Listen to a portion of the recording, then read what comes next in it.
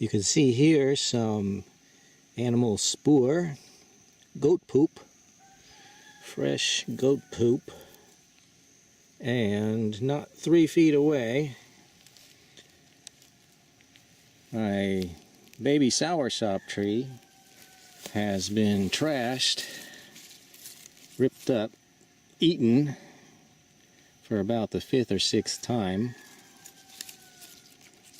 And there's no doubt who's doing it. There's some feral goats in this area. We also have a pig that lives about a few hundred feet up the hill here. But this is really not the work of pigs.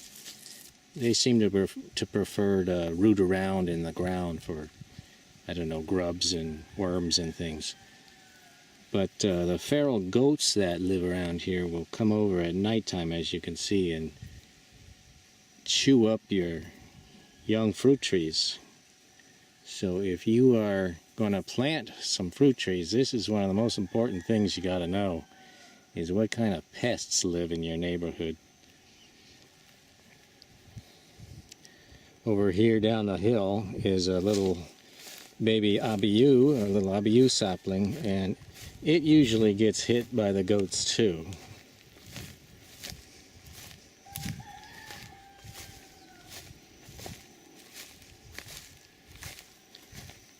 But it looks like this time it got lucky. Again, this is a abiyu sapling. You can see about a year ago it had the top bitten off. It would be much bigger now if it didn't keep getting hit by the goats.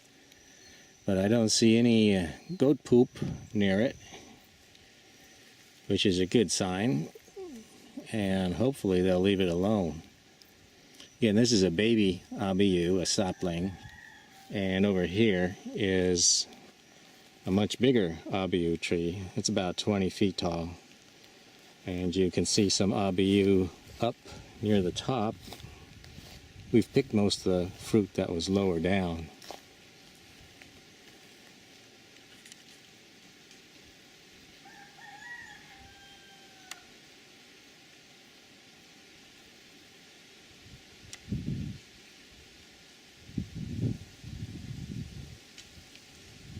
Anyway, if you're going to plant a fruit tree, some of the most important considerations, A, is will it have enough water? And of course, B, does it have enough sun in that location? And A, B, and C is what kind of pests live in the area. Because if you got goats in the area, you're going to have some problems. Also other animals like deer and things. There's no deer around here, but there's plenty of grazers that can be problems for your young trees.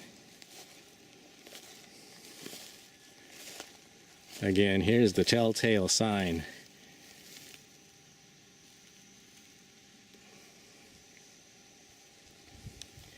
That is a young soursop. And over here we have an older soursop. And this being the dry season, you can see a lot of brown colors in the grass. Soursop don't ripen right now. Here you see a really young one. It's several months away from ripening. It's just very small.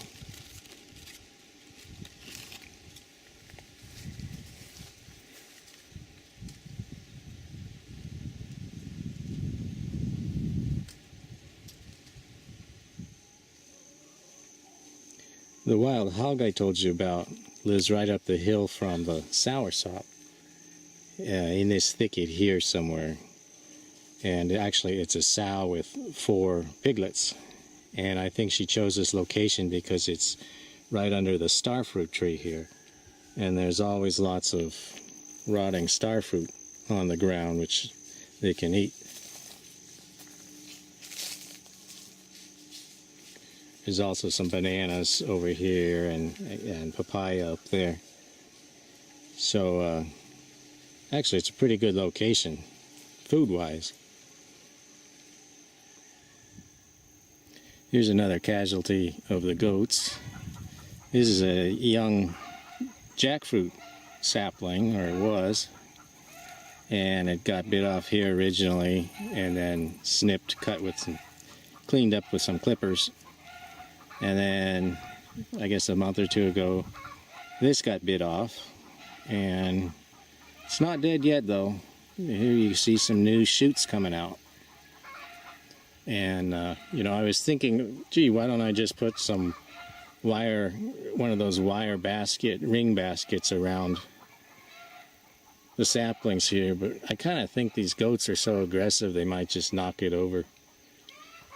I probably should think about that though. Here of course is a big jackfruit right there. That one survived and grew into a big tree. So there's hope yet for this.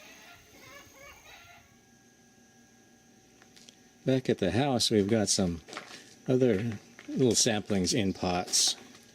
This is a soursop, and this big leaves little sapling here, these are cacao. And over here, that's a raspberry there.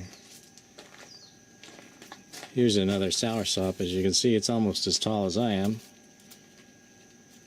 And I'd like to plant them, but it's probably, right now, it's probably safer for them in the pot rather than putting them out down the hill where the goats are. And this is another soursop here.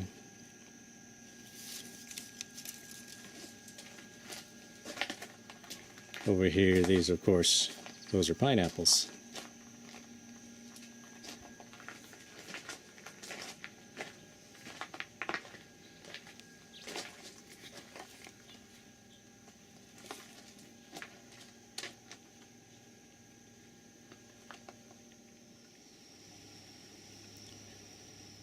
All right, now we're in a forested area adjacent to our property. This is where those goats like to hang out when they're not raiding our fruit trees. As you can see, this is uncleared land here. It's not being used for anything. The really big trees in the background are ohia trees. And this one here is an invasive tree called an albizia. And of course this big bushy one is a mango. You can see in the background here those tangled vines, those are raspberries. So what the goats will do is they come over and they'll cross right over the stone wall here. And no, it's not very hard for them or any other animals. Our dog goes right over these walls too. They'll cross over the wall, and then usually in the dark when nobody's around, they'll start nibbling on things on our property. And lo and behold, the only thing you find the next day is poop on the ground.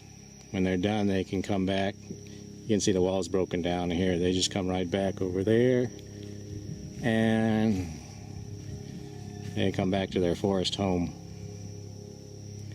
There you go, that's another mango. There's another one in the background. This obnoxious grass here is guinea grass, invasive species. So anyway, that's the story with goats.